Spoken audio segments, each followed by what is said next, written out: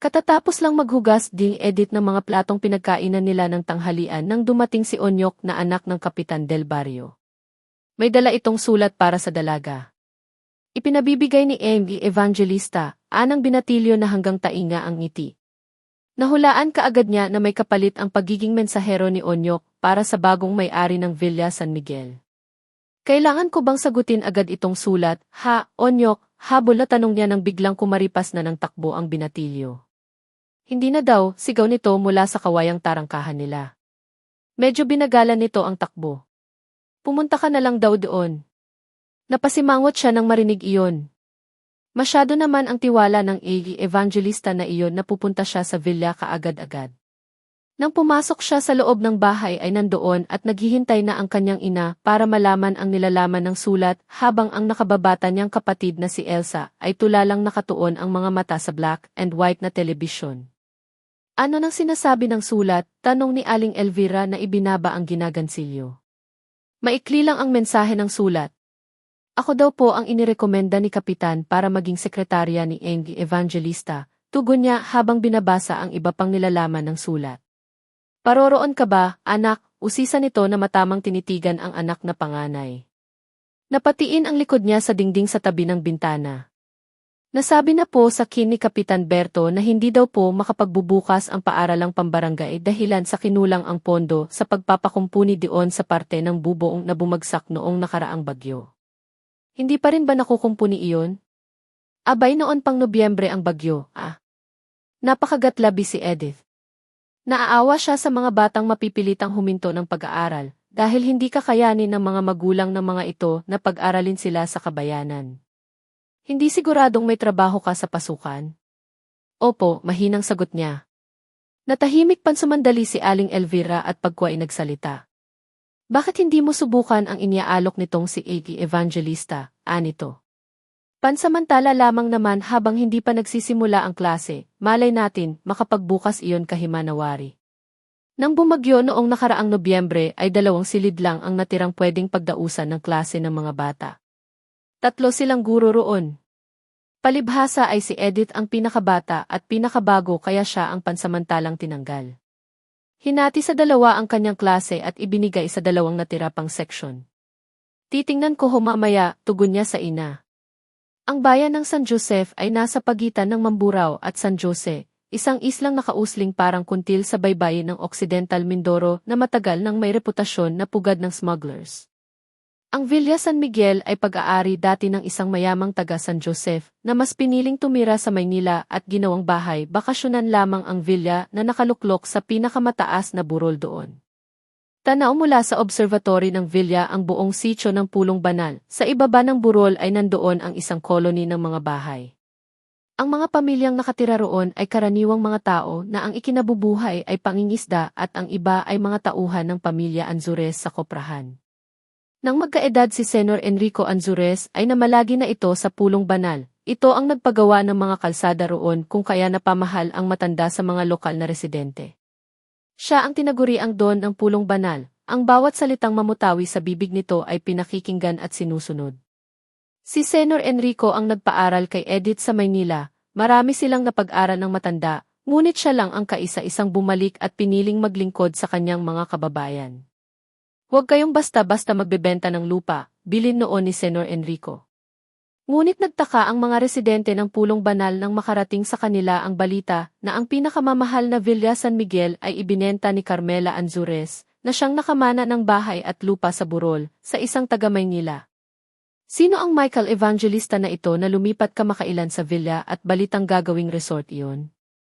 Samut-sari ang pananaw at pagtanggap ng mga taga-Pulong Banal sa pagbabagong magaganap sa kanilang lugar dahil sa pagbubukas ng resort ni Amy Evangelista.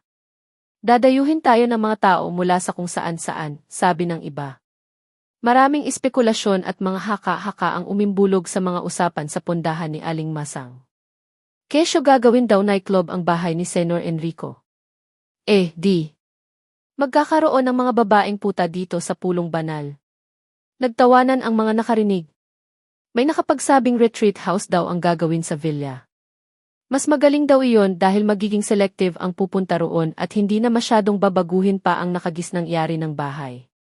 Natigil ang pag-uusap na iyon nang humimpil sa tapat ng pondahan ang isang magarang kotse at nagpakilala ang lalaking umibis. Ako po si Michael Evangelista, anang matangkad na lalaking tiningala ng kalalakihang nag-iinuman sa pondahan. Pamangkin po ako nang nakabili sa Villa San Miguel. Natanong kaagad ang lalaki tungkol sa kung ano ang balak niyang gawin sa villa.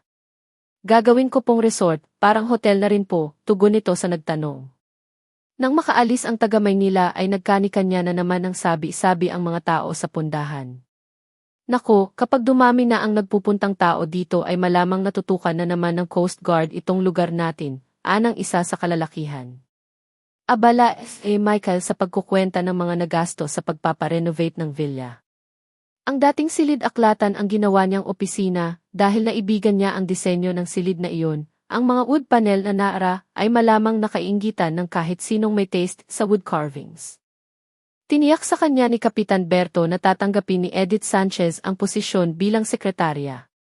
Halos dito na sa villa lumaki ang batang iyon dahil naging housekeeper ni Senor Enrico ang kanyang ina, ani Kapitan Berto. Kailangan ng batang iyon ang trabaho dahil mahina na ang katawan ng ina at kailangan pang dalhin buwan-buwan sa Maynila yung bunso niyang kapatid. Ang inaasahan niyang hitsura ng magiging sekretarya ay isang typical barrio las na ayon kay Kapitan Berto ay pinakamaganda sa kanilang lugar. Para kay Michael, ang pinakamaganda sa ganoong liblib na puok ay typical at pangkaraniwan. Ngunit nang humarap sa kanya si Edith ay binawi niya ang unang ideya ng typical na babaeng taga-baryo. Simple ngunit masasabing well-dressed ang dalagang pumasok sa bagong opisina. Have a seat, anyaya ni Michael sa bagong dating. Hindi umupo si Edith sa silyang itinuro ng lalaki. Tatayo na lang ako, tugon niya sa napakalamig na tinig. Critical ang mga mata na pinagmasdan niya ang buong silid para alamin kung may nagbago. Wala namang masyadong pagbabago roon. Tanging ang mesa ng computer ang nadagdag at ilang communication gadgets na nasa isang panig ng silid kung saan dating nakatayo ang isang escaparate ng literature books na ngayon ay nasa bahay na nila dahil iyon ang ipinamana sa kanya ni Senor Enrico. Hindi ko masyadong binago itong library, deklara ni Michael. I like it as it is. Pero may mga bagay na nawawala kung kaya't parang kulang. Nakatingin sila pareho sa lugar na kinalagyan ng escaparate. Ang medyo light na kulay ng dingding sa dakong iyon ay indikasyon na may malaking bagay na dating nakapwesto roon. Kaagad na nakadama ng pagkainis si Edith, para bang inaakusahan sila ng lalaki na ninakawan ang villa ng mamatay si Senor Enrico. Ang mga bagay na nawawala ay kusang ipinamigay ni Senor Enrico, inis na tugon niya. Sa aming mga tagapulong banal, anumang bagay na pag-aari ng mga Anzures ay sagrado. Wala akong ibig ipahiwatig na negatibo sa aking sinabi, depensa nito. Iniisip ko lang kung ano-ano ang hitsura ng mga kagamitang iyon na naging malaking kawalan para dito sa bahay. Tulad na lamang noong isang silid na may kamang antigo pero wala ang katernong aparador at coffee table.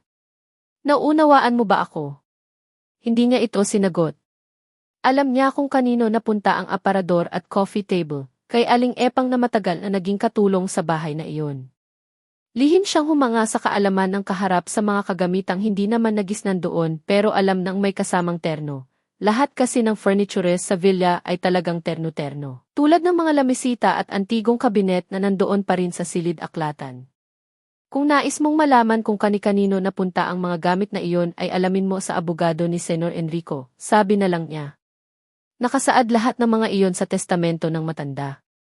Hindi mo ba nais na umupo? Tanong muli nito. Komportable na akong nakatayo, malamig na tugon niya. Great. Anito sa sarili. Okay din itong nakuha kong sekretarya, masunurin. Ilang segundo silang nagtitigan, nagsusumahan ng impresyon sa isa't isa. Hindi tipikal na taga-baryo ang kaharap ni Michael. Nasabi na ng lalaki sa sariling well-dressed ang dalaga dahil sa suot nitong pencil cut na paldang itim na hanggang tuhod ang haba. Puti ang blusa nito ay may mahabang manggas, Chinese collar at mga buttons na imitasyong mother of pearl. Mababa ang takong ng sapatos na itim din na angkop sa komportableng paglakad. May kataasang taglay si Edith at may tindig ito na hindi maluluma sa isang empleyadang taga Makati. Saan kaya niya nakuha ang gayong tindig? Tanong ni Michael sa sarili. Iyon ay isang uri ng tindig na may pride, isang pagmamalaki na makikita sa isang taong may pinag-aralan. Nasa mga mata ng dalaga ang pagkaradikal at hindi niya malimi kung anong seryosong issue ang ipinaglalaban ng kaharap. Ano ang kaya mong gawin? Tanong ng lalaki na hindi na nagpumilit na mapaupo si Edith. Have you done any secretarial jobs before? As can do correspondence, prangkang sagot niya. But you don't know what else you require of your secretary. Great. Nasabi na naman ni Michael sa sarili. She's the type na hindi mahilig tumanggap ng dictation. Sinimulan nitong sabihin ang mga trabahong gagawin ng dalaga, correspondence, bookkeeping, promotions at brochures, para maging laganap ang advertising ng resort hanggang sa Maynila. Ikaw din ang magiging reception clerk, dahil we can't afford na kumuha pa ng isa, paliwanag din ito. Mas binigyan ko ng prioridad ang staff sa kusina dahil magkakaroon tayo ng mga stay-in guests. So, para na ring maliit na hotel ang ating magiging operasyon. Nakinig lang si Edith. We'd cater to honeymooners at mga bakasyonistang sawa na sa Baguio at Tagaytay, at na ang hanap ay complete rest, privacy, konting recreation, at syempre, solitude. Iyon ang nais namin dito sa Pulong Banal, nasa isip ni Edith, solitude. O, ano nang masasabi mo? Tanong nito na sumandal sa upuan at isinampa ang mga paa sa ibabaw ng mesa. Naglabas ito ng lighter at sigarilyo, saka nagsindi. Do you smoke? Umiling siya. Good, tatango-tangong saad nito. I don't like women to smoke, either. Bakit mo ako inalok? Tanong niya sa isip. But excuse me, kung hindi mo gusto ang amoy ng usok, pasantabi nito. So, magkano ang nais mong maging sahod? Sinabi ko na bang tinatanggap ko ang trabaho? Hindi pa ba? Taas kilay na tugon nito. Kung gayon, bakit ka nandirito? Hindi pa ba sapat iyon para ipakita mong ikaiinteresado o nais mo lang makita ang mga pagbabago dito sa villa para madagdagan ang dahilan para kamuhian mo ako? Numipis ang mga labi ni Edith. May punto ito. I am. Or was a school teacher, depensa niya. I wasn't trained to become a secretary. Saang paaralan ka ba nagtapos, Miss Sanchez? Ethel Paul College, Manila. Bakit dito ka sa liblib na puok na ito nagtuturo? Pinag-aral ako ni Senor Enrico para maglingkod sa mga taga-Pulong Banal, taas noong tugon niya. Ikaw, Yim Evangelista, saan ka nagtapos? Ateneo de Manila. Bakit dito ka lang sa liblib na puok na ito nagtayo ng resort? Tanong niya. Bakit hindi na lang sa ibang liblib na lugar? Nag-i-enjoy si Michael sa nangyayari sa interview nito kay Miss Edida Sanchez. Parang nais nitong humalakhak. You make me feel like an illegal alien, natatawang sabi nito. Para tuloy akong Bombay na nagpa 5-6 dito sa virginal niyong lugar. But like that question. Bakit nga ba? Tinanggap ni Edith ang trabaho. Marami ang nagtaka, lalo na ang mga kababaryo niya na ayaw sa ideya na may isang resort sa lugar nila. Ngunit wala siyang choice, lalo pa at ang sahod niya ay rate ng isang sekretaryang ang pinapasukan ay modest na empleyo sa Maynila. Mahigit pa sa doble iyon ng sahod niya bilang guro sa barangay school. Nag-report siya sa bagong trabaho ng 8:00 p.m. Napangiti si Michael nang makita niya ang dalaga mula sa bintana ng opisina. Mas well-dressed ito ngayon kaysa noong isang araw. Kulang na lamang ay mag-stockings ito at magsuot ng high heels. Overdressed na siya kung ganoon, nangingiting sabi ni Michael sa sarili. At ang ganoon kagandang binti ay hindi dapat sinusuotan ng stockings. Lalong napangiti ang lalaki sa gayong isipin. Para na rin niyang sinabi na napakaganda ni Edith Sanchez. Totoo naman. Inisip niya sa buong magdamag kung kanino namana ng dalaga ang mukha nitong Espanola. Nagkaroon tuloy siya ng pagnanais na makita ang mga magulang nito at ang buong pamilya. Napaka-elegant ng ilong nito, ang kurbada ng itaas na labi ay malapalaso ni Cupido. Lips that are made for kissing, anya ng nakaraang gabi at kaagad namang iwinaksi mula sa kanyang utak. At ang mga matang iyon, mga matang nalalambungan ng makakapal na pilik mata. Parang nais niyang bumaba, magtungo sa music room ng villa at tumugtog ng paborito niyang komposisyon ni Sergei Rachmaninoff sa piano. Iyon ang orihinal niyang ambisyon, ang maging isang sikat at premyadong concert pianist. Napakalayo sa posisyon ko ngayon, bulong niya habang hinihintay ang pagbukas ng pinto. Marami siyang inihandang gawain para sa sekretarya. Nais niyang malaman kung hanggang saan ito pupwede. Mabuti na lamang at proficient ito sa computer. Marunong itong gumawa ng layout at printouts na kakailanganin nila sa promotion ng resort. Would you like see Deki if I know how to drive? Cynical na tanong ni Edith nang iatas sa kanya ang paggawa ng isang advertising campaign na ilulunsad sa mga periodiko sa Maynila. Balvin not to go ni Michael. Fascinated talaga ang lalaki sa mga labi ni Edith. Lips that are made for kissing. Sayang naman kasi kung pulos katarayan ang mamumutawi sa bibig na iyon. Would you like me to contact a photographer para makuna ng scenic spots dito sa paligid? At kung ano-ano na ang amenities na mayroon tayo, muling tanong niya. I've already done that myself, tugon nito. Ang gagawin mo na lamang ay mga specific na detalye para sa ating brochure. Naiprogram ko na sa file ng computer ang mga address ng padadalhan nating mga target na kliyente. Nandoon din ang kanilang email address, mga fax numbers, etc. Marami na nga itong nagawa para mapagaan ang trabaho niya. Malaking ginhawa rin ang pagkakaroon ng computer sa opisina na ikinatuwa ng dalaga dahil magagamit niya ang napag-aralan sa kanyang computer course sa kolehiyo. Ang mga makabagong operasyon na lamang ang kanyang pag-aaralan sa pamamagitan ng tutorial na nakaprogram din doon. At least, hindi ko na kailangang magtanong sa kanya. Anang dalaga sa sarili dahil kung maaari ay ayaw niyang makipag-usap sa amo. Hindi rin niya maikaila sa sarili na nasisiyahan siya dahil maraming ideya mula sa kanyang isip ang magagamit sa promotion ng resort. Noong nag-aaral pa siya ay naging interesado siya sa advertising dahil marami siyang naging kakilala na kumukuha noon ng mass communications. Parang ang nais niyang mag-iba ng kurso noon. Ngunit wala siyang naging choice. Nang sumapit ang tanghalian, nagpaalam siya para umuwi. Dito ka na lang mag-lunch, sabi ni Michael. Hinihintay ako ni Inay at Elsa, malamig na tugon ni Edith. Ayaw mo ba akong makasabay sa pagkain? Ba't mo alam? Hindi sanay si Inay na hindi ako kasalo, tugon na lamang niya na ayaw papilit. Okay, kung iyan ang gusto mo, anito na tumindig upang ipagbukas siya ng pinto. Inihatid siya nito hanggang sa front door ng villa. Are you really sure you want to go home for lunch? Muling tanong nito. Araw-araw mo bang gagawin iyan mula ngayon?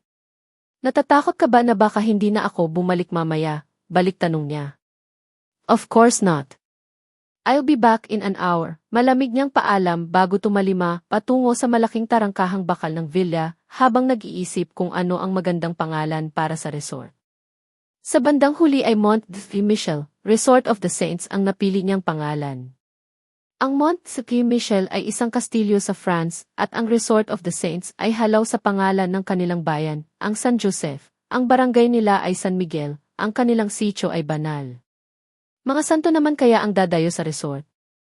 Sinikal na tanong ng dalaga sa sarili habang nagmamadali sa pag-uwi. 15 minutes every lakad, 15 minutes na kain at 15 minutes na pakikipagkwentuhan sa ina. 15 minutes pa ay naroon nang muli si Edith at kaharap si Michael Evangelista sa opisina. Hindi ako kinabahan kahit sandali na hindi ka nababalik sa lubong nito. I like your punctuality. Salamat, mahinang tugon niya at may idinugtong sa isipan. Baka yun lang ang iniisip mong civilized sa aking pagkatao. Si Michael man ay may iniisip. Napakalaking effort ang maging civilized sa babaeng ito. Dumating dito ngayong tanghali ang apo ni Senor Enrico, anunsyo nito. Kinumusta ka niya? Si Joel. Yup, tugon nito. Kinumusta ka niya, rather affectionately. Napataas ang kilay ng dalaga bago naupo sa harap ng mesa ng computer na siya ring secretary's table. Si Joel ay para ko na ring kapatid, pakli niya, madalas siyang bumisita noon sa dormitoryo namin ng kapatid niyang si Carmela. Hindi tumugon si Michael. Hinarap na lang nito ang mga papeles sa mesa at hindi na kumibo sa loob ng mahigit na kalahating oras. Hindi rin ito nagpaalam nang lumabas ng opisina upang tingnan ang mga natitira pang pagawain sa itaas ng villa, kung saan nandoon pa ang mga tauhan ng isang interior decorating firm na kinuha niya mula sa Maynila upang dekorasyonan ang mga silid. Tapos na ang landscaping sa hardin, tapos na rin ang observatory, na nasa dakong likuran ng villa, kung saan mas mataas ang elevation at pwedeng panoorin ang kalangitan sa pamamagitan ng isang high-powered na telescope. Nang bumalik ito sa opisina ay nasa mesa na nito ang mga papales na ipinagawa kay Edith. Masusi nitong binasa ang mga iyon, nilagyan ng kaunting corrections at ibinalik sa mesa ng dalaga. Okay, that's all for today, Anito. Bukas mo na lang ulitin ang mga iyan at ipadadala ko na lang kay Mang Emong sa Maynila para makita ni Tio Edgardo at mapirmahan na rin. Hindi siya tuminag sa kinaupuan. You can go home now, utos nito. Hindi pa tapos ang office hours, tugon niya. Really? Can I stay for an hour more? Biglang tanong niya. Para mapag-aralan ko pa ang ibang operations nitong computer. Medyo huli na kasi ang nalalaman ko. Napangiti ito. Sure. Sure. Muli na naman itong lumabas upang iwanan siya sa tutorial session niya sa computer. Bago pa man magsisimula si Edith sa kanyang session ay tumunog ang cellphone na nasa ibabaw ng mesa ni Michael. Minabuti niyang sagutin na iyon. Hello. Hello, sabi ng isang malamyos na tinig babae sa kabilang linya. Michael, please. Sandali po, tugon niya. Sino po sila? Christine. Hold your line, ma'am, muling sagot niya. Tatawagin ko po siya. Pahangos na lumabas ang dalaga. Mabuti na lamang at kabisado niya ang loob ng villa, kahit marami ang naging pagbabago roon. Ngunit ang problema ay kung alin sa malalaking silid doon ang kanyang pupuntahan. Minabuti niyang balikan ang cellphone upang may abot na lamang iyon sa lalaki. Habang nag-iisip kung saan niya ito matatagpuan ay bigla rin siyang napaisip kung binata pa ba ito o may asawa na. Isang malamyos na tugtugin ang umimbulog mula sa bukas na pinto ng music room. Tumutugtog sa piano si Michael. Nakapikit ang mga mata nito habang tumitipa sa piano, buhos ang konsentrasyon sa ginagawa, kaya hindi nito namalayan ang pagpasok ni Edith. Napilitan tuloy na ipatong ng dalaga ang cellphone sa ibabaw ng instrumento, sa tabi ng kopya ng piyesa. Lumikha iyon ng kaunting tunog. Napatigil ito sa pagtugtog. Si Christine daw po siya, anya na nanatiling nakatayo sa likuran ng kanyang amo para itanong din kung paano ang pag-access ng file sa computer na tanging ito ang nakakaalam. Hello, pagkway sagot nito sa phone. Michael, what took you so long? Inis ngunit malambing na saad ng babae sa kabilang linya. And who was the girl who answered the phone? Ah, siya ang sekretarya ko, sagot ng lalaki na aware na nasa likod pa nito si Edith. Makupad yata siyang kumilos, pakli ni Christine. But anyway, how are you out there? Fine, fine. How about you? You know how I am. I miss you. Kailan ako pwedeng pumunta diyan? Malapit na, huwag kang mainip. Ako ba ang magpuputol ng ribbon sa inauguration ng resort mo? Much as I want you to do that, sagot ng lalaki, si Tita Gina na ang gagawa dahil darating siya mula sa States para lamang sa opening. Oh. Sorry, dear, lambing nito. Pagbigyan mo na si Tita Gina dahil malaki ang investment nila ni Tio Edgar sa venture na ito. Sa isipin na baka naiinip na si Edith ay pansumandaling pinutol ni Michael ang pakikipag-usap kay Christine. May sasabihin ka ba, Miss Sanchez? Tanong nito sa kanya habang tinatakpan ang mouthpiece ng cellphone. Ho? Uuwi na lang po ako, biglang tugon niya na nagbago ang isip. Kaagad siyang nagtungo sa pinto at tuloy-tuloy na lumabas ng villa. Inihatid siya ng tingin ni Michael na noon ay nagtaka kung bakit nagbago ang isip ng sekretarya. Hinarap nitong muli ang pakikipag-usap sa telepono. O sige, Christine, saka na lang ulit tayo mag-usap. Marami pa akong gagawin dito. Okay, but don't be surprised if one of these days ay dumating ako diyan, ha? Sure, dear, sure. Bye. Nang matapos makipag-usap sa babae ay nawalan na ng ganang tumugtog si Michael. Minabuti niyang lumabas at magtuloy sa observatory. Maliwanag pa ang buong paligid. Napakalinis ng hangin na nagmumula sa dagat. Tanaw niya mula sa kinatatayuan ang Karatigbayan. Hayun ang dagat. Nang mapadako ang kanyang paningin sa maliit na fishing village, sa ibaba ng villa, ay mailungkot na sumagi sa isip niya. Hindi niya inaasahan ang negatibong pagtanggap ng mga taga-pulong banal sa kanyang pagpapa-convert ng villa sa isang resort. Para bang protective ang mga ito sa anumang bagay na pag-aari ng yumaong si Senor Enrico. Nang dumating siya para pasimulan at pangasiwaan ang pagre-renovate ng villa ay hindi nalingid sa kanya ang pag-ayaw ng mga taga roon sa private resort na balak niyang paupahan sa mga taong may kakayanang bumayad ng libo-libo sa loob ng isang araw. Hindi naman iyon ang tipo ng resort na dadagsain ng maraming tao. Selective lang ang crowd paparoon upang matiyak na hindi magagambala ang serenity ng lugar. Nagulat siya nang walang pumayag na magtrabaho para sa kanya nang dumating na ang mga materyales para sa construction. Kinailangan pa niyang umimporta ng mga tao mula sa Mamburao. Ang mga materyales din ay kinailangan niyang bayaran ng cash dahil ayaw siyang bigyan ng kredito ng mga tindahan ng construction supplies na hindi lingid sa kanya ay pag-aari ng mga Anzures. Nabahala siya sa malamig na pagtanggap ng mga ito na parabang naparoon siya para exploit ang lugar at mga tao. Bigla siyang may natanaw na dalawang figura sa tabi ng isang pulang kotse.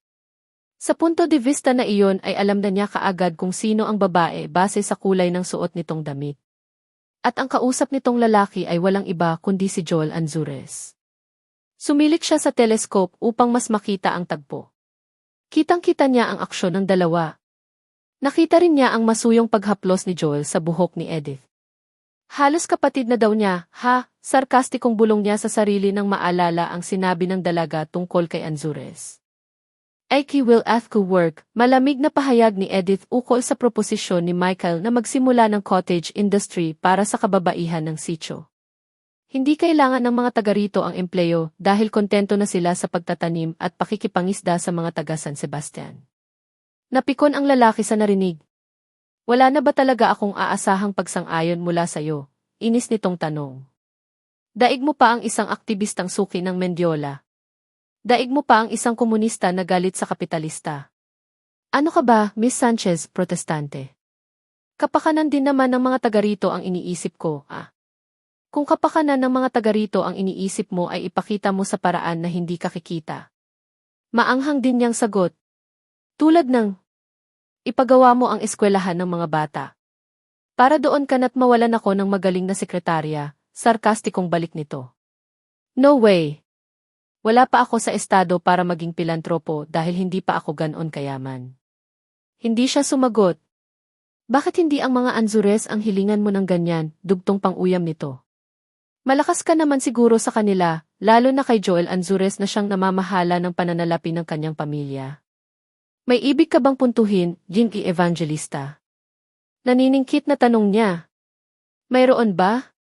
Marahil ay naubos na ang hinahon, biglang kinuha ni Michael ang sumbalilo nitong buri at humangos papalabas ng opisina. Nagsimula sa maayos na muod ang kanilang pag-uusap, dahil hindi pa man din sila nakakapagbukas, ay marami na silang natanggap na bookings mula sa Maynila. Fully booked sila sa buong tag-araw, pagdating ng Hunyo at Hulyo ay gayon din. Hanggang dumating sa punto na tanungin ni Michael si Edith ng, ano bang issue ang ipinaglalabanan mo't against ka sa pagkakaroon ng resort dito sa lugar nyo? Hindi iyon pinatulan ni Edith. Napadako tuloy ang usapan sa panibago pang enterprise na naiisip ng kanyang amo. Observatory nagtuloy si Michael at nagpahangin doon. Nawawala lahat ng pasensya nito kapag naiisip ang sentimiento ng mga taga roon tungkol sa pagko-convert niya sa bahay ni Senor Enrico sa isang resort. Tuloy ay naiisip niya kung gaano kalaki ang naging impluensya ng matandang Anzures at bakit ganoon na lamang ang pagiging sarado ng isipan ng mga taga-Pulong Banal. Sa tanawing kanyang nakikita, environmental ba ang dahilan? Ayaw ba ng mga tao na masira ng sobrang turismo ang kanilang lugar? Hindi ko naman balak na sirain ito, depensa niya na animo ay may kausap. Nais ko lang namang kumita, makapagbigay ng trabaho sa kahit konting tao. Sila rin naman ay makikinabang kapag nakilala itong lugar nila. Ilang buwan na rin siyang nandoon sa sitio. 2 buwan na mahigit, ngunit kung tratuhin siya ng mga taga roon ay parang taga-ibang planeta. Aywan niya kung ilag o nahihiya ang mga tao roon sa kanya. Malungkot siya sa ganoong kalagayan. Akala niya ay isang magandang simula ang kanyang matatagpuan doon, mababait at simpleng tao. Simple nga ba talaga? For one, hindi simpleng babae ang kanyang sekretarya. Napakatalas ng isip at dila nito, ang tipo na hindi isasantabi sa isip ang nais na lumabas sa bibig, ngunit laging mailaman kahit hindi masyadong matagal na pinag-isipan ang mga pangungusap. Para ba itong isang investigative reporter o agent para ibulgar kung anumang anomalya mayroon doon sa pulong banal?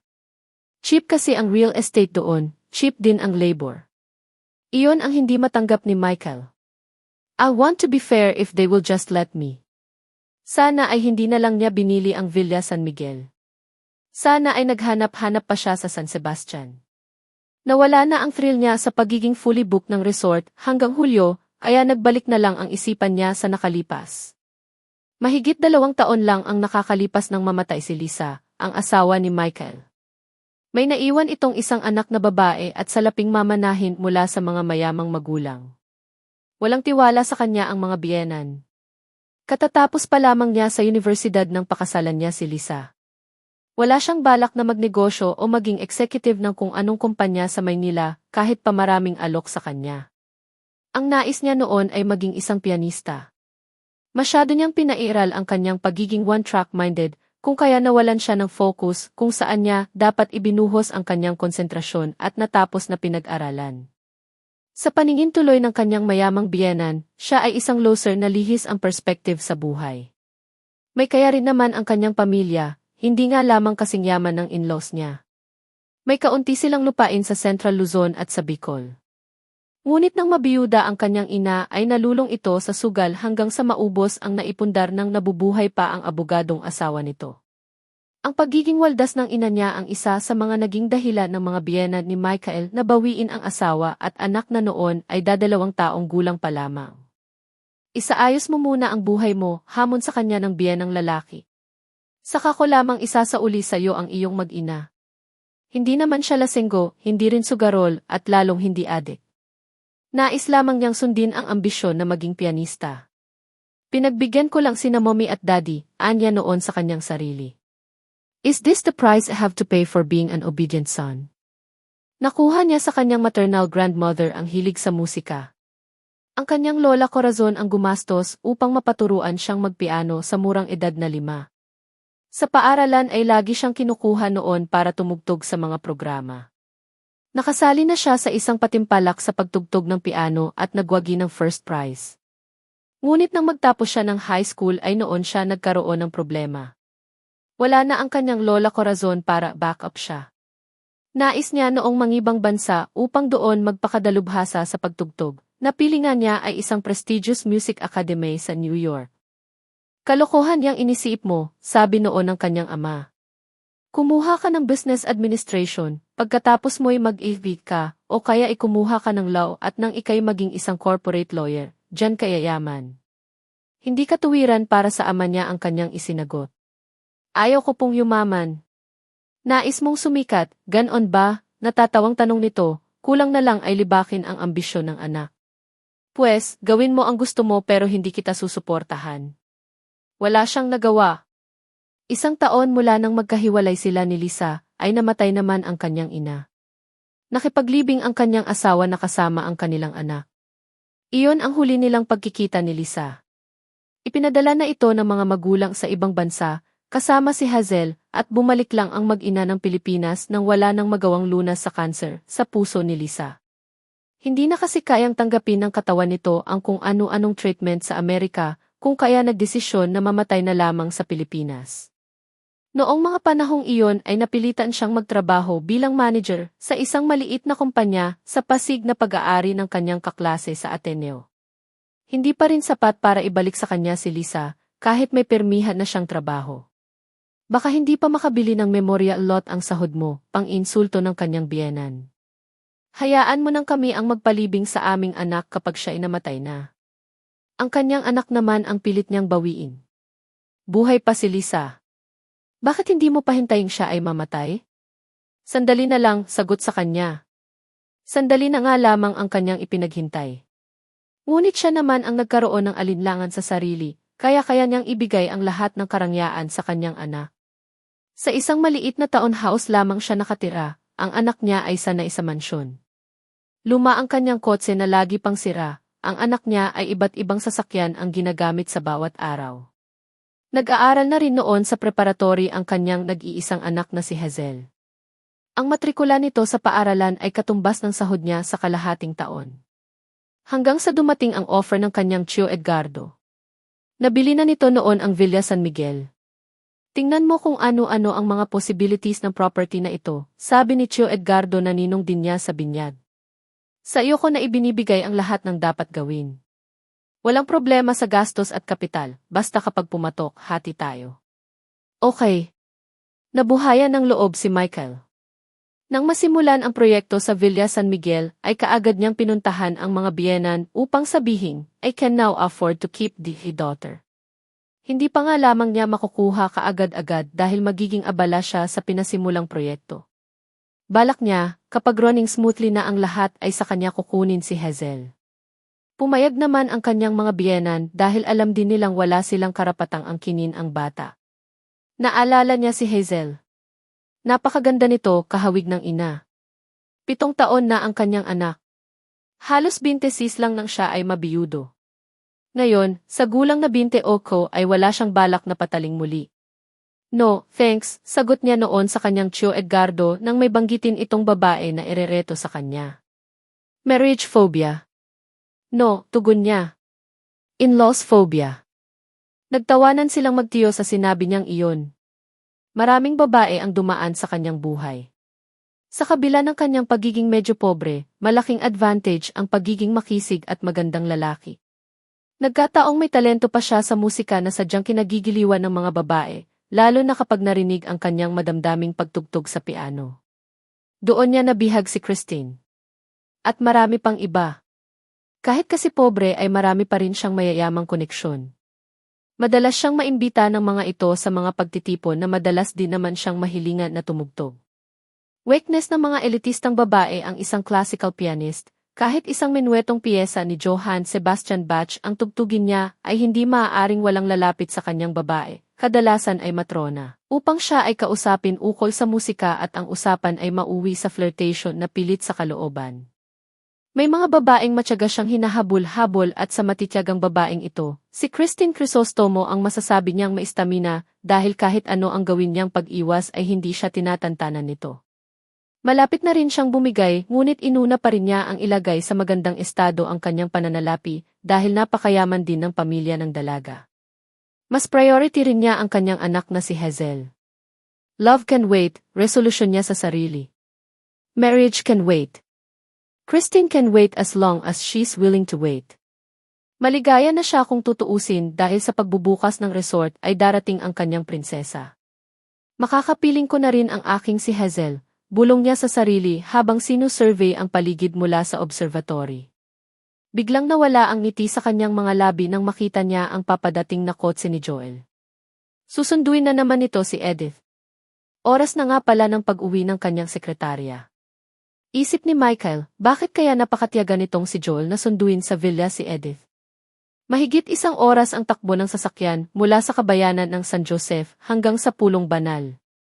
Gumugugol siya ng 3 oras na biyahe para lamang sa 5 minutong drive para maihatid si Edith na papailing na sambit niya. At araw-araw pa iyon. Ang tiyaga naman niya. Kung sa bagay, amin ni Michael sa sarili, kung ganoon naman kaganda ang isang babae na tulad ni Edith Sanchez ay walang kaso ang distansya kapag masugid talaga ang isang manliligaw. O baka naman nobyo na? Tumawag SADA Edgardo sa pamangkin upang sabihing may darating na isang pamilya roon. It would be like dry run, Hijo, anito sa telepono. Para magkaroon kayo diyan ng practice bago mag-opening. Nadagdagan ang tensyon ng lalaki dahil napakalaki ng problema niya sa kanyang staff. Walang tagapulong banal na nais magtrabaho para sa kanya liban kay Edith, si Onyok na anak ni Kapitan Berto at sina Adora at Agnes na kaya lamang pumayag na magtrabaho roon ay dahil nandoon si Edith. Medyo matagal pa naman ang opening, ang balak niya ay sa Holy Week. Ngunit unang linggo na ng Marso ay may ilang pang mga manggagawa na tila pagong ang bilis sa kanilang gawain, pero natapos din iyon dahil sinabihan niya ang foreman na bilisan ang trabaho. May ipinadalang cook si Tio Edgardo na napirate nito mula sa isang first-class na resort sa Cavite.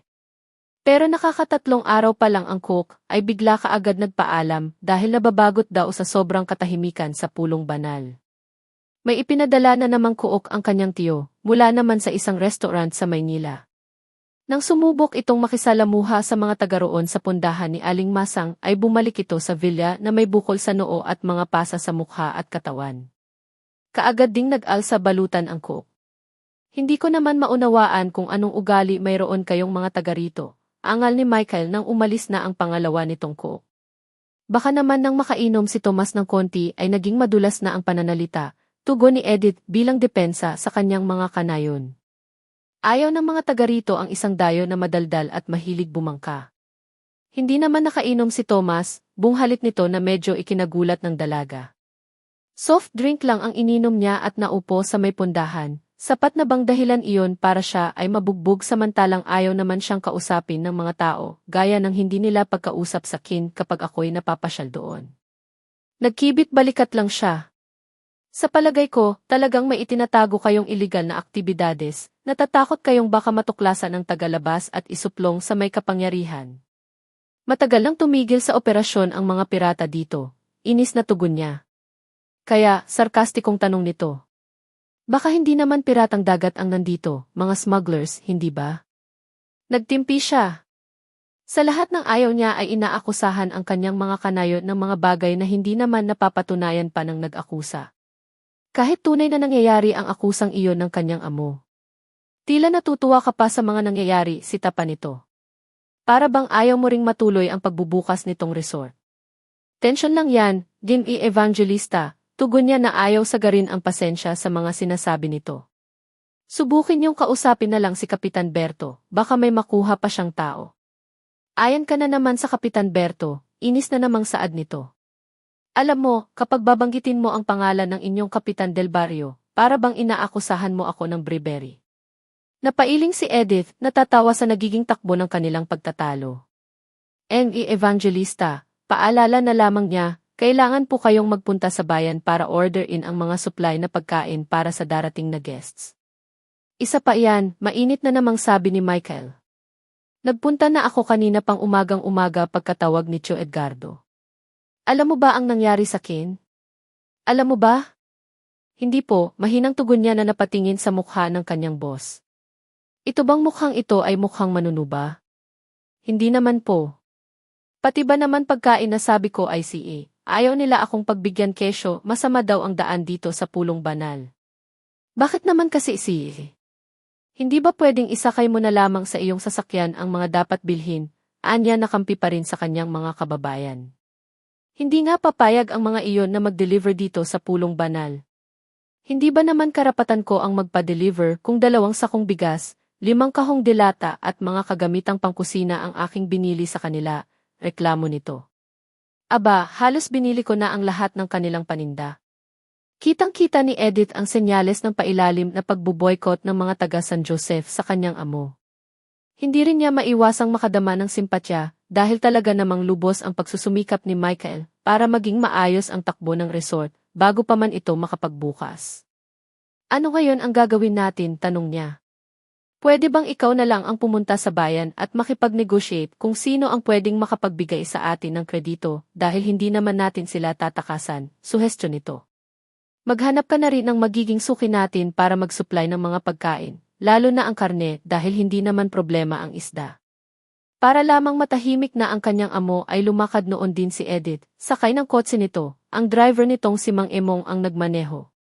Pagdating sa bayan ay nalaman niya kung bakit nag-iinit ang ulo ng kanyang boss. Walang pabor para sa kanya ang pagbibigyan, bulong tinderang si Aling Feli. Bakit ho, nagtatakang tanong niya. Alam mo na, tugon nito. Alam na nga ni Edith kung ano iyon. Iyon na mismo ang boycott na pailalim. Kung nais ni Michael na maging mahusay ang pakikiharap dito ng tradespeople doon, ay kailangang maglagay ito ng suhol kung kani-kaninong tao para sundin ang mga pabor na nais nito tulad ng delivery. At talagang walang gustong magbigay ng credit. Nalungkot siya dahil napakiusapan niyang ma-deliver ang kanyang mga pinamili, ngunit kailangang bayaran iyon ng cash. Alam niyang kailangan ng negosyong tulad ng resort ang credit line, dahil hindi naman sa lahat ng panahon ay may cash na pondo na kaagad-agad na maibabayad. Ngayon ay hindi lang simpatya ang nadama niya para kay Michael. Kawawa naman ito. 2 araw mula nang tumawag ang Tio Edgardo ni Michael ay dumating ang convoy ng unang mga bisita ng Mont Michel, Resort of the Saints. Ang pamilya ni Amy Elmer Masakwel ay napakalaki, napakaingay at napakagulo. 3 sasakyan sila. Dahilan sa hindi pa masyadong maasahan si Onyok, ay napilitang tulungan ni Michael si Mang Emong na magpanhik ng mga bagahe sa loob ng villa. May mga tagapulong banal na nag-usyoso nang makita nila ang pagpanhik ng 3 pajero sa burol. Nakatungayaw ang mga ito, lalo na ang maliliit na bata, sa mga bagong dating na parabang ang mga ito ay mula sa ibang planeta. Napakaganda nga, ani Ignares Masakwel nang makita ang view mula sa harapan ng villa. Mommy, si Billy, o sigaw ng isang bata na inagawa ng laruan ng kapatid nito. Shauna, keep quiet, saway ng ina. Halika doon sa may gilid ng pool, yaya kaagad ng isang dalagita sa kasama nitong pinsan. Nang makita ang mga ito ng kanilang ama ay kaagad silang pinagbawalan. Later, Katrina, anang ama. Baka magalit si Tito Elmer nyo dahil hindi pa yata pwedeng maglangoy. But, Daddy. Hindi alam ni Edith kung paano hulihin sa iisang lugar lamang ang mga dumating. Para bang nais ng mga ito na hiwa-hiwalay sila. Nagkakatinginan tuloy sila ni Michael dahil hindi nila akalaing ganoon karami ang darating. Akala nila ay mga 5 lamang, hindi 15. Check-in mo sina Adora sa kusina, utos ni Michael. Tingnan mo kung nakahanda na sila doon. Kaagad na tumalima si Edith, malaking relief iyon sa kanya na makalayo sa magulong bisita.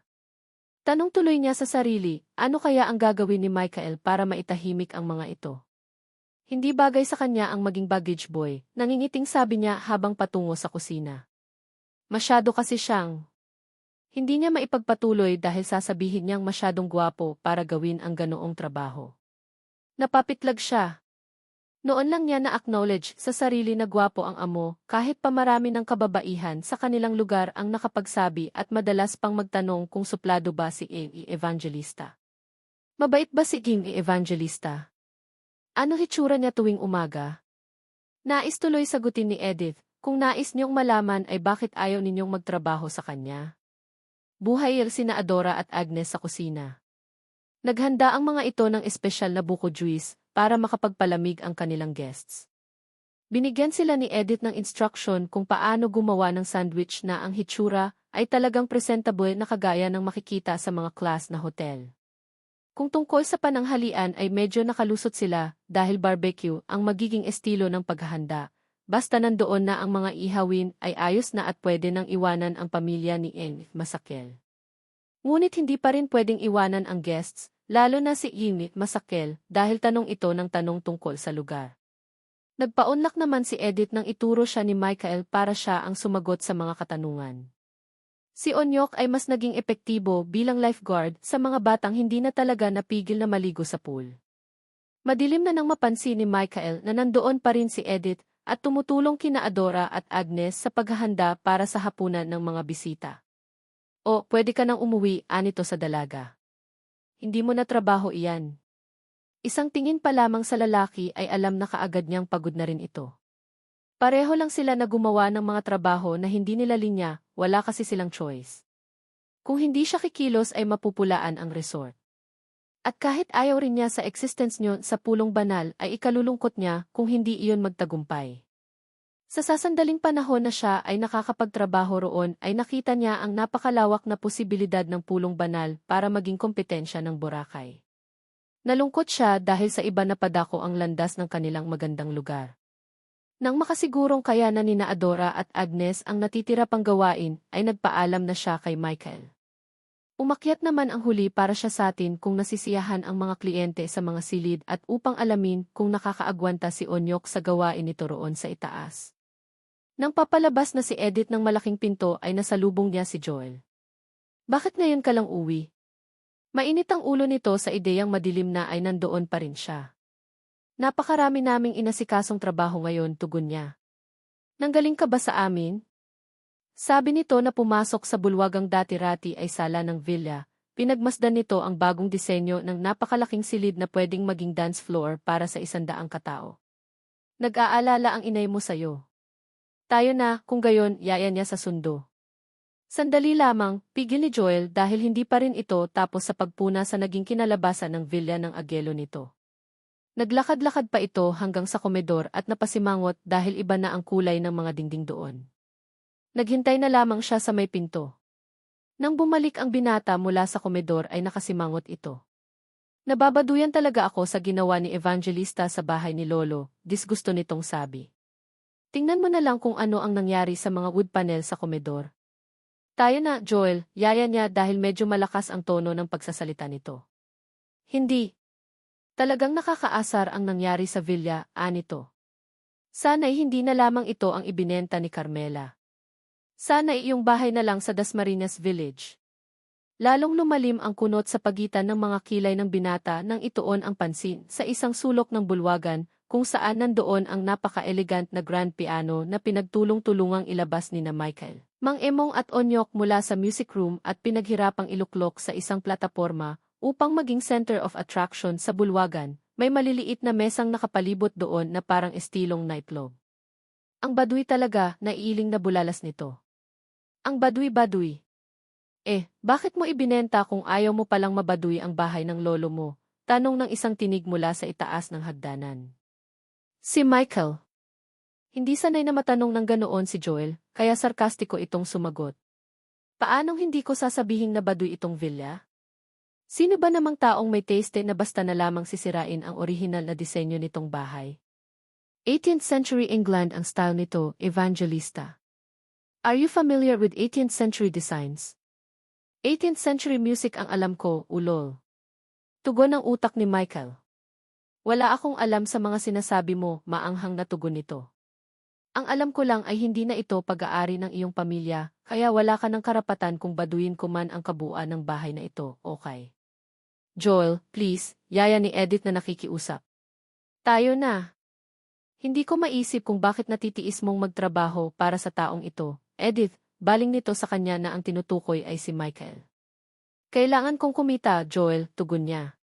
At saka maayos naman ang trato sa kin ni Emmy. Evangelista, patas siya sa pasahod. At kaya niya ipinatanggal ang mga wood panel sa komedor ay para huwag madaan-daanan ang mga trabahador na walang keber kung masagi nila yung mga antigong nara. Lalong nainis si Joel. Hindi kasi nito akalain na ipagtatanggol ni Edith si Michael Evangelista. Narinig mo na ang paliwanag ng aking sekretarya, Anzures? Si Michael naman ang noon ay nagkaroon ng pagkakataong makaganti. Kapag nakaahon ka kasi sa mga pagkakautang mo sa sugal sa Maynila, ay saka mo bilhing muli itong villa, baka sakaling sa panahong iyon ay lugi na ako't ibenta ko ito. Napatingin siya kay Joel. Hindi totoo yon, tanggi nito.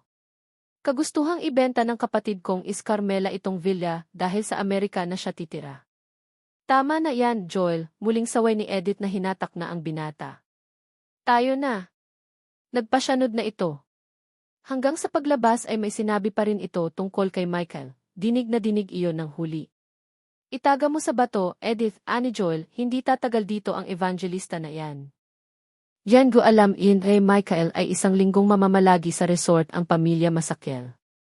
Ngunit nakakadalawang gabi pa lamang ang mga ito ay biglang nagpaalam ang padre de familia na napakabikas ng tindig na akala mo ay taga-militar. Ano po nang naging problema, naguguluhang tanong niya. Hindi po ba kayo nasiyahan sa serbisyo namin? Kahit kulang ang staff ay walang reklamo ang mga Masakel. May papel na ipinakita si Amy Masakel sa kanya.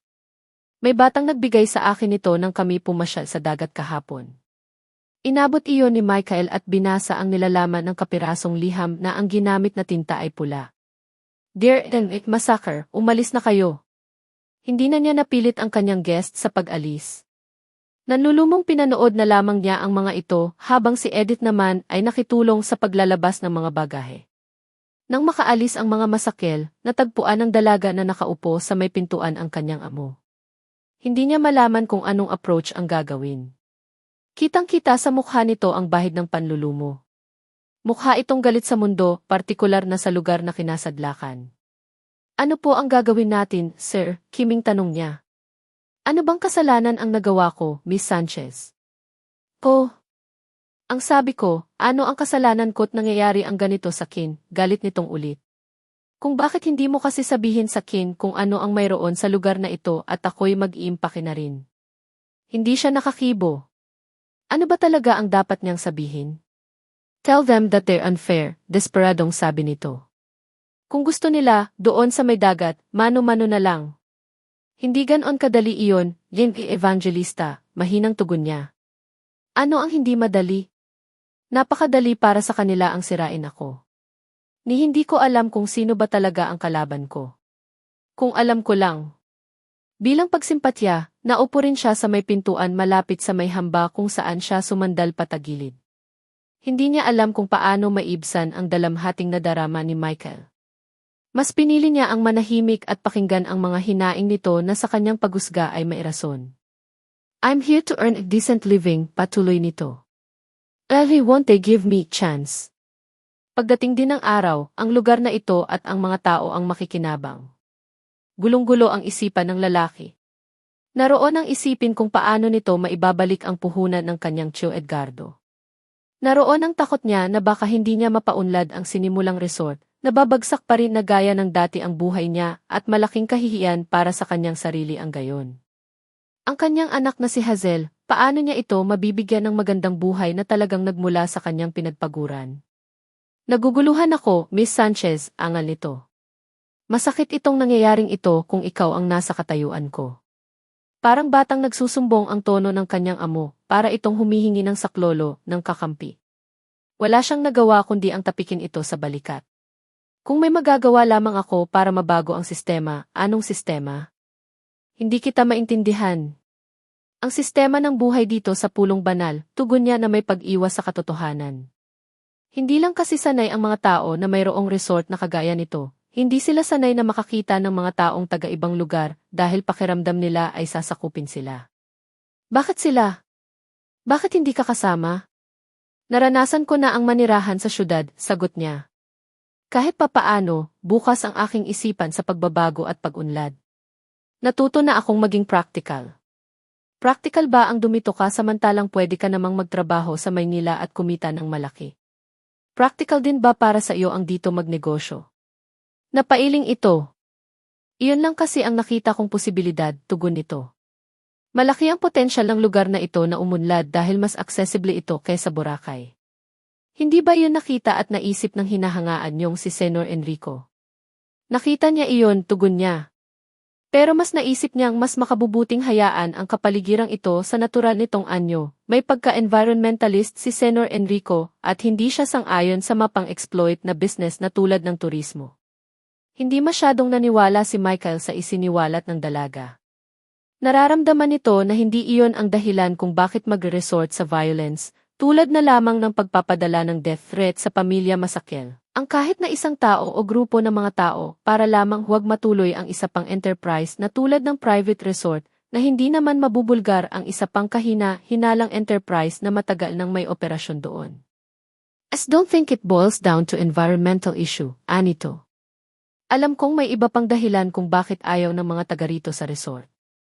Wala ako sa posisyon na ikumpirma ang iyong mga hinala, tugon ni Edith na tumindig. Ngayon, kung hindi ka tatayo dyan at mag-isip kung paano ka makakabawi ay walang mangyayari sa mga pagod natin nitong mga nakaraang araw. Umarya na naman ang katalasan ng dila niya. Ano sa palagay mo ang mabuti nating gawin? Tanong nito na tumindig na rin. Is there still hope for this mess? Of course, there is. First, gawin mo ang lahat ng magagawa mo na maipakita sa mga taga rito kung sino ka talaga, kung ano ang dahilan kung bakit ka nandito. If you say you're here to earn a decent living, ipakita mo. Hindi kami ganoon ka-inhospitable, Dingy Evangelista, gaya ng iyong pag-aakala. We know a friend or foe when we see one. Nagsimula na siyang maglakad patungo sa direksyon ng kanilang opisina. Iniwan niya ang amo na nakabitin sa kanyang mga sinabi. Paghamon iyon dito. Hanggang doon lang niya maipapadama ang kanyang loyalty sa amo. Naroon din ang respeto at pagtitiwala sa kakayahan nitong mapaunlad ang resort, kahit sa simula pa man ay napakalabo ng katayuan. Ang kanyang mga sinabi ay paghamon upang malampasan nito ang mga pagsubok na dumarating at dadating pa. Pangarap din naman niya na makitang maunlad ang kanilang bayan. Kailangan lang ng isang spark ng pagbabago para matauhan ang mga tao na kailangan nilang sumabay sa anod ng pag-unlad na nagaganap din sa mga karatigpo. Hindi naman modernization o industrialization ang kaagad na katugunan, nais niyang mamulat ang mga kababayan niya na may iba pang solusyon laban sa kahirapan. Maya-maya pa ay narinig niya ang malamyos na tiklada ng piano sa bulwagan. Tumutugtog na naman si Michael. Bago magtanghali ay dumating si Onyok upang pauwiin kaagad si Edith. Hinimatay ang inay mo, umuwi ka daw agad. Balita nito. Kaagad niyang hinanap si Michael upang makapagpaalam na baka hindi siya makabalik sa hapon. May darating ka bang bisita? Tanong nito. Wala, inis na tugon niya. Habang naglalakad pa uwi ay nagpupuyos ang damdamin ng dalaga. Bakit kaya sa tuwing magpapaalam siya para umuwi ay bisita ang laging tugong hinala ng amo kung bakit siya uwi? Samantala, minabuti na lang ni Michael na harapin ang mga papeles sa mesa nito kaysa magsinter sa observatory. Nawawalan siya ng ganang mag-isip kapag ganoong natatanaw niya ang buong paligid na against sa kanya. Nang hindi rin naman makapag-concentrate sa mga papeles, ay naglibot siya sa villa at kinumusta sina Adora at Agnes na naroroon pa. Ito ang magkapatid na naaasahan sa panahon ng pangangailangan. Kumusta na kayo? Tanong niya sa mga ito. Mabuti po, sir, tugon ni Agnes na mas talkative kaysa sa kapatid. Bakit po umalis agad ang ating mga bisita? Ngayon pangganadong-ganado akong magluto dahil kahit papaano ay natutunan ko ng magluto nitong mga nasa cookbook na ibinigay ni Edith. Napangiti si Michael. Hus? Iilan pa lang naman ang nababasa mo dyan, buska ni Adora sa kapatid. Kahit na, sagot ni Agnes. Sa tingin ko ay napakadali namang lutuin ng mga ito. Yung mga pangalang Frances lamang ang mahirap bigkasin. Kailan po ulit tayo magkakaroon ng bisita? Tanong ni Adora. Palagay ko'y sa Abril na, tugon niya. Malapit na yon. Ano po ang gagawin naming magkapatid? Usisa ni Agnes. Sa ngayon ay wala pa muna, natatawang tugon niya. Pero kakailanganin ko ang serbisyo niyo dahil mismong ako'y hindi marunong magluto ng aking kakainin. Si Mang Emong ay driver, hindi kusinero, kaya ang alam lang niya ay maglaga ng itlog. Nagtawanan ang magkapatid. Hindi lang sa sinabi ng amo, kundi sa nadarama nilang pagkakilig dahil napakagwapo ng kanilang kausap. O sige, paalam niya. Maiwan ko na muna kayo. Magpahatid kayo kay Mang Emong sa inyong pag-uwi at saka, yung mga pagkaing hindi na mai-serve, ay uwi nyo na dahil hindi na pupwede iyon bukas. Opo, sabay na sagot ng dalawa. Dinig pa niya ang hagigikan ni na Agnes at Adora nang makalabas siya ng kusina. Nang magdapit hapon, nainip siya sa kawalan ng magagawa. Nagtungo siya sa kanyang silid at saka nagbihis ng medyo kaswal na kasuotan, maong, rubber shoes at polo shirt na puti. Kinuha rin niya ang isang kahon ng imported Swiss chocolates sa kanyang personal refrigerator at saka na lumabas. Hindi na niya kinailangang ipagtanong kung saan nakatira si Edith dahil ayon kay Kapitan Berto, ang bahay nito ang unang bahay sa pagbaba ng burol. Nagulat ni Edith nang matagpuan ang amo na nakatayo sa may pintuan. Hindi mo ba ako patutuluyin? Tanong ni Michael. Tuloy po kayo, Jim Evangelista, napilitang sagot niya. Maupo ho kayo. Sinipat ng lalaki ang sala ng modest na kabahayan. Napatitig ito sa antigong eskaparating puno ng mga aklat. Pamana ni Senor Enrico, anya nang makitang tinititigan iyon ng amo. Hindi bagay dito sa liit ng bahay namin, ano? Kung magagamit naman para ma-enhance ang kaalaman ay bakit hindi? Pakli nito na umupo sa pang-isahang sofa na kahoy na may almohadong ginansilyo ang punda. You have a very nice home. Tahi ni inay ang mga kortina, saad niya. Marunong din akong magansilyo pero hindi masyadong matyaga. Pakibigay mo ito sa iyong inay, anito na iniabot sa kanya ang kahon ng mamahaling tsokolete. Noon naman ay lumabas mula sa kusina si Aling Elvira. Tumayo si Michael upang batiin ang ina ng sekretarya. Magandang gabi po.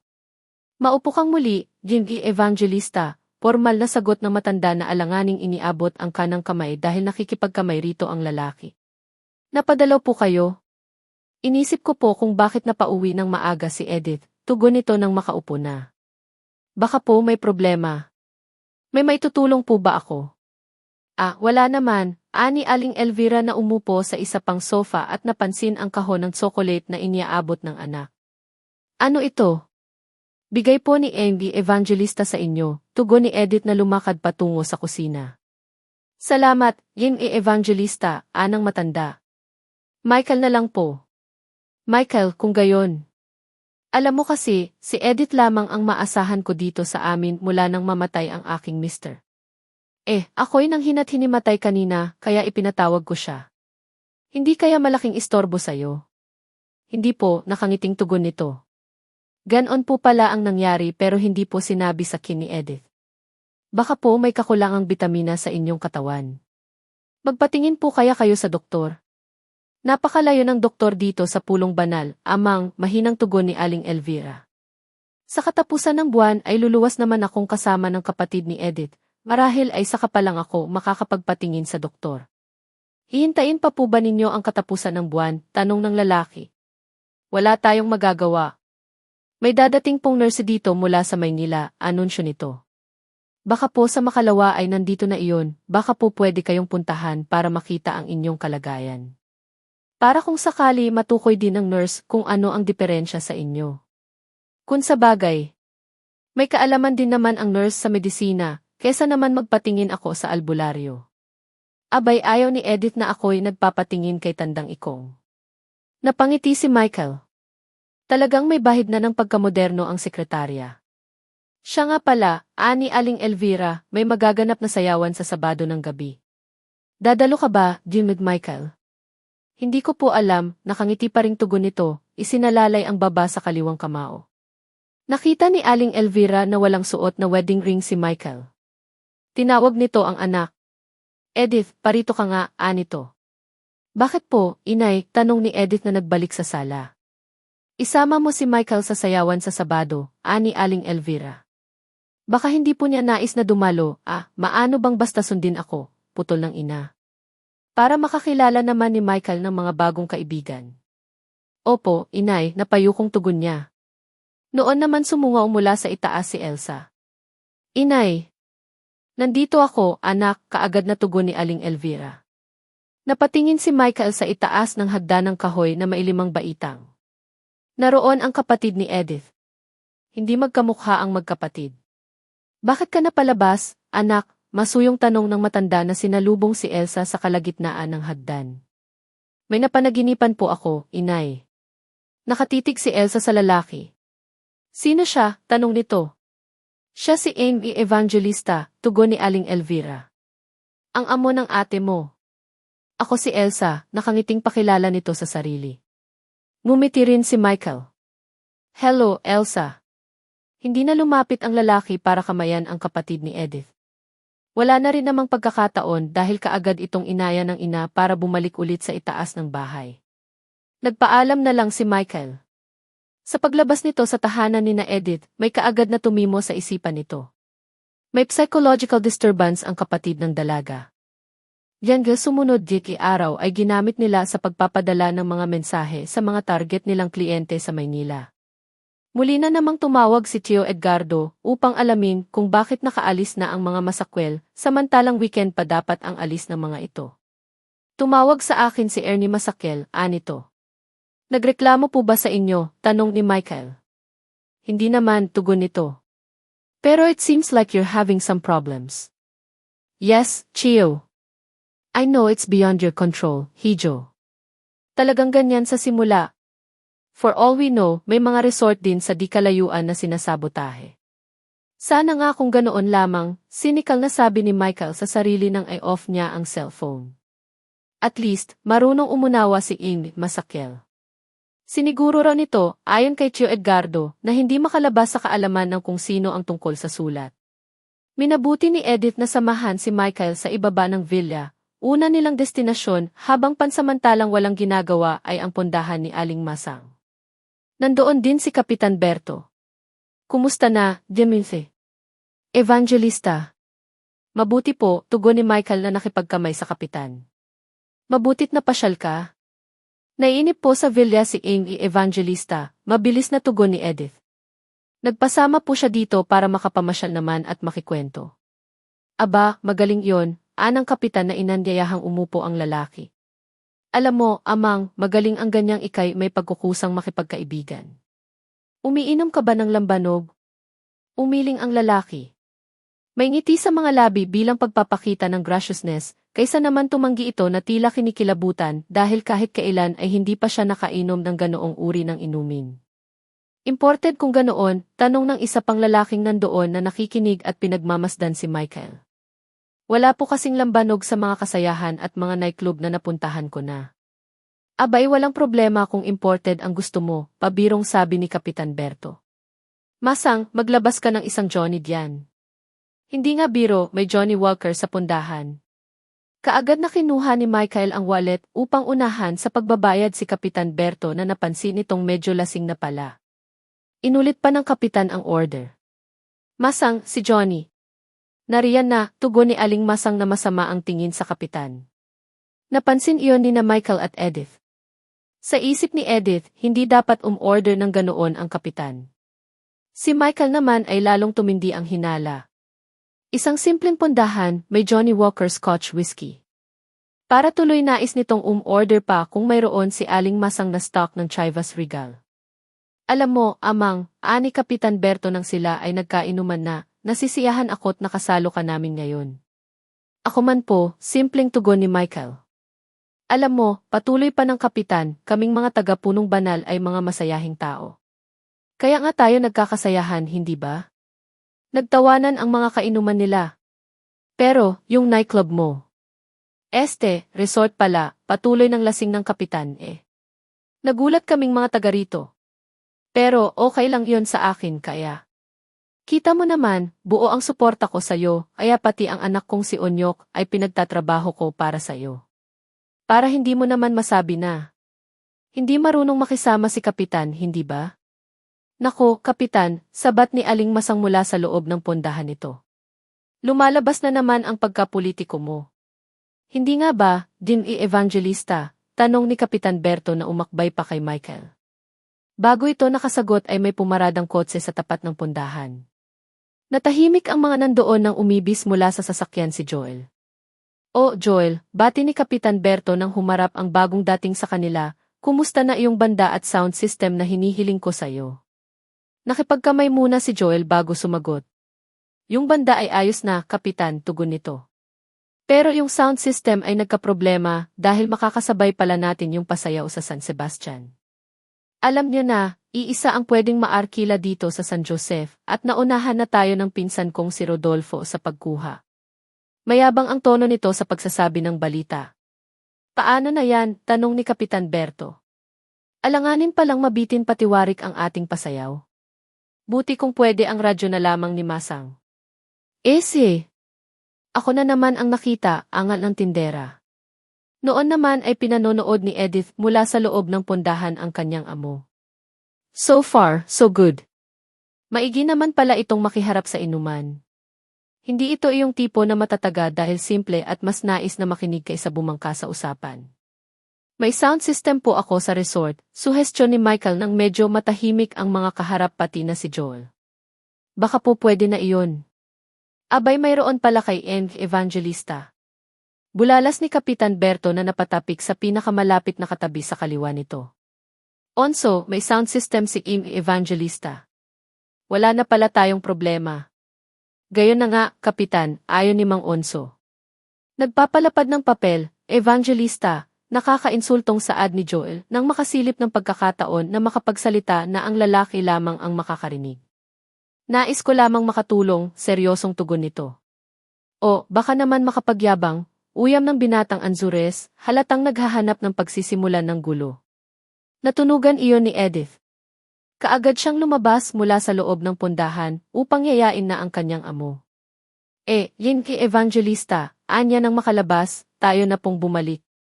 Baka po nagtataka na sina Adora kung bakit tayo natatagalan. Hindi ba nakakahiyang iwanan sila? Tanong ni Michael na napatingin kina Kapitan Berto na noon ay pinag-uusapan ang tungkol sa darating na pasayaw. Siya nga naman, Edith, I love, sabad ni Joel na hinatak ang dalaga upang tumabi rito. Mamaya mo na iayain ang boss mo. Pero may tatawag pong kliyente ngayong hapon, sabi ni Edith na umiwas na makatabi si Joel. Kailangan pong nandoon kayo sa villa. Napatingin si Michael kay Kapitan Berto na noon ay naghihintay ng magpaalam ang una. Paano po, mga kasama, pasantabi nito na tumindig, mauuna na po ako sa inyo. Sa susunod na lang po. O sige, Evangelista, tugon ni Kapitan Berto. Salamat sa painom mo. Yung sound system, ha? Aasahan ko yon. Opo, maaasahan niyo po, sagot ni Michael na humabol kay Edith na noon ay nakauna na sa pag-alis. Kasabay ng pagdating ng nurse na titigil sa pulong banal ang isang medical and dental mission team. Napatigagal ang mga taga-roon nang makita ang napakaraming dayo na nakaunipormeng puti sakay ng 2,300 van. Ang isa ay pag-aari ng Chio Edgardo ni Michael na maiiwan na roon upang may magamit na sasakyan ang huli kaysa sa kotse nitong kakaunti ang pwedeng isakay. Nagtuloy muna ang team ng doctors at nurses sa Villa San Miguel upang makapag-agahan doon dahil ang mga ito ay napakaagang umalis sa Maynila at sumakay sa inupahang ferry boat patungo sa Mamburao. Bumalik ang team sa sentro ng baryo upang isagawa ang kanilang misyon na masaya namang sinuportahan ng mga kasamahan ni Kapitan Berto. Sino ba naman ang tututol sa serbisyo publiko kung sadyang makakatulong para sa nakakarami? Pati si Edith ay naatasang mag-asikaso sa pangangailangan ng doctors at nurses. Magaan na magaan ang loob niya kahit napagod sa maghapong gawain. Hindi niya alam ang tungkol sa move na iyon ni Michael. Nang hapong iyon, nang bumalik ang team sa villa upang doon magpalipas ng gabi at makapagpahinga ay sumama si Edith sa paghahatid upang pasalamatan si Michael dahil pati ang ina niya ay nakapagpagamot. Hindi mo nabanggit sa kin ang tungkol sa medical mission, anya nang makaharap ang amo. Bakit hindi ka man lamang sumilip doon kanina nang nakapagpasalamat sa iyo ang mga taga-baryo? Naiembaras ako kapag pinasasalamatan, nakangiting tugon nito. Napangiti rin siya sa nakitang kaligayahan ng kaharap. Hus? Baka nga siguro nagpapalapad ka ng papel, gaya ng sabi ni Joel, biro niyang tanong. Siguro. Ipinahatid siya nito kay Mang Emong. Habang nasa daan, hindi maiwasan ni Edith na mag-isip tungkol sa amo. Hindi dala ng kanyang hamon nang umalis ang mga masakil sa villa ang medical mission na iyon. Mahirap at matagal ang organisasyon para pagsama-samahin ang isang grupo ng mga doktor para pumunta roon. Sigurado siyang hindi iyon pagpapalapad ng papel. Sigurado rin siyang hindi na kinailangan pang sabihan si Michael na gumawa ng hakbang para makapaglingkod at mapalapit sa mga taga-pulong banal. Talagang likas ang pagiging sensitibo nito sa nakitang pangangailangan ng mga tao. Nakadama siya ng paghanga rito, paghanga na maihalong kaba dahil may biglang sumaksak na talinghaga sa kanyang isipan. What would it be like to be married to a man like Michael Evangelista? Ano kaya ang feeling na tugtugan siya ni Michael ng isang malamyos na tugtugin? Isang love song, kumbaga? Sa gulang na 22, noon lang siya nakapag-isip ng ganoon tungkol sa isang lalaki.